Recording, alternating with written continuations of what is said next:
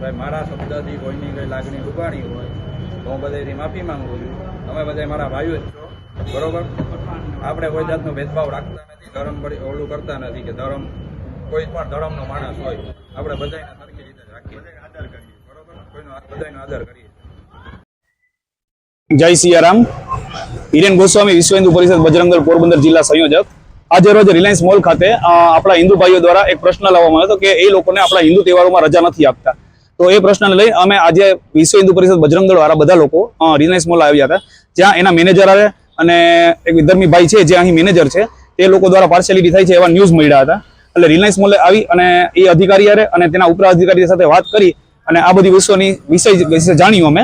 અને ભાઈની જે મેનેજર છે તેને પોતાની ભૂલ સ્વીકારેલી છે કે આ ભૂલ થઈ ગઈ છે અને એ ભૂલ અંગે તેના બધા વિશ્વ હિન્દુ પરિષદ તથા એના જે રાઇડરો છે તેની પાસે તેને માફી માંગેલ છે. જય સિયારામ.